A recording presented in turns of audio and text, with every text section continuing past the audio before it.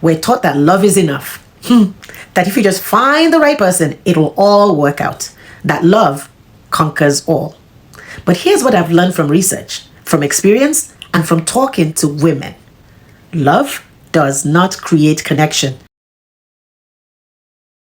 Welcome to School of Wife, where we treat marriage like the high stakes, high reward life skill it actually is. I'm so glad you're here. And let me just say upfront, you're not here because your marriage is broken. You're not here because something is wrong with you. You're here because you refuse to let something this important run on autopilot. I'm Dr. Dosunmu. Welcome. That is everything that I need to know about you. So let's get into it. Let me ask you something. How many years did you spend in school? Think about it. Grade school, high school, college, maybe grad school, professional certifications, continuing education, med school. You've spent decades learning how to be excellent at what you do. You've trained, you've studied, you've practiced, and it worked. You're successful, you're competent, you're respected. Congratulations. But here's what I want you to think about. How much training did you get for marriage? I'm serious, think about it. You wouldn't walk into a boardroom without preparation. Neither would you take on a major project without a strategy. You wouldn't even wing it in your career. But in marriage, we have fairy tales and rom-coms. You have to just figure the rest out by yourself. Maybe we got some advice from well-meaning family members. Maybe we read a book or two. Maybe we even went to a few premarital counseling sessions. But real training, real skill development, for most of us, that didn't happen. And then we wonder why this feels so hard sometimes. That's not a personal failing. That is an education gap. And today, we start closing it. Here's what I need you to hear. And I mean really hear. Highly successful women are not failing at marriage. They are undertrained for it. Let me say that again. You're not failing.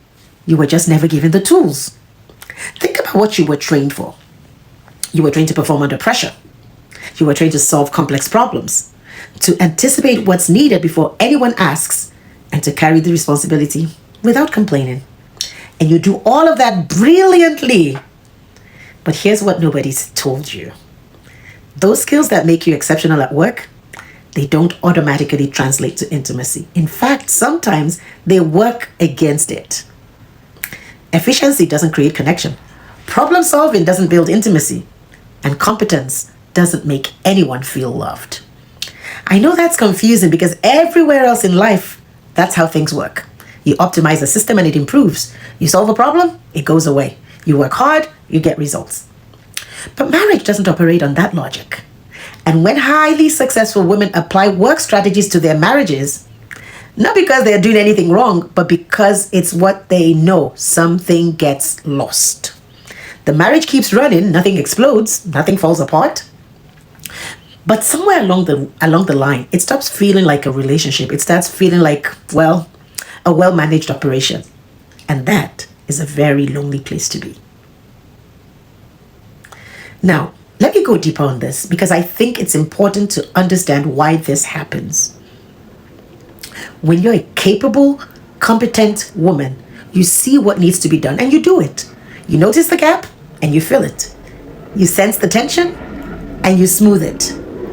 You feel the disconnect and you rationalize it. It's just a busy season.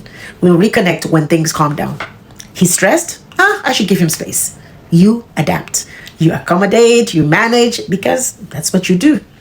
And without realizing it, the marriage slowly shifts. You become the manager, the one who holds it all together, the responsible one. And somewhere in that shift, something else happens. You stop being pursued.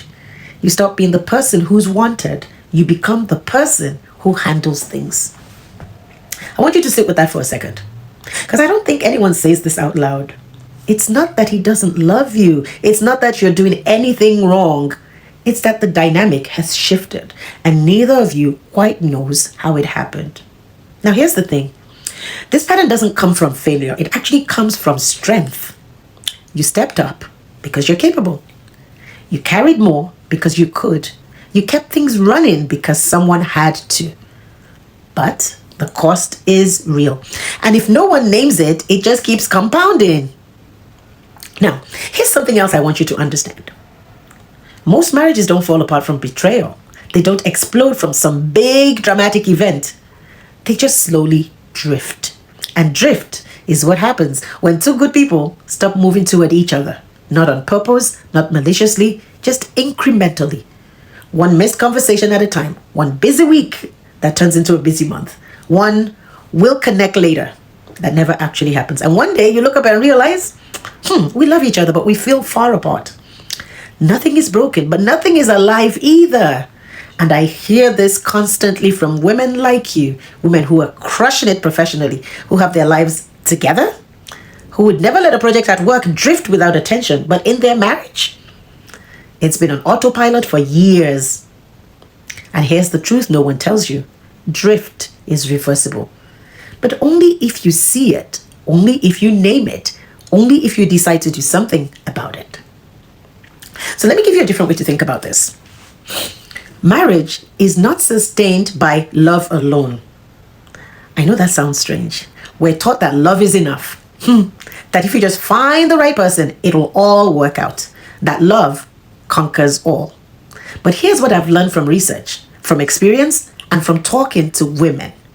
Love does not create connection. Actually, connection creates love. Let me say that again. Love doesn't create connection. Connection creates love. When you feel connected to your husband, when you feel seen, chosen, pursued, love flows naturally. But when connection fades, love starts to feel like a memory, like something you used to have. But the good news is that connection is a skill, and skills can be learned. And that's what School of Wife is all about. We're not here to fix what's broken. We're here to learn how to tend what's valuable with that same intentionality you bring to everything else in your life. Let me be clear about what School of Wife is. This is not therapy. I'm not diagnosing your marriage. I'm not going to tell you what's wrong with you or your husband. This is not about blame. Not your blame, not his blame. We're not here to point fingers. And this is not about leading or submitting or any of that.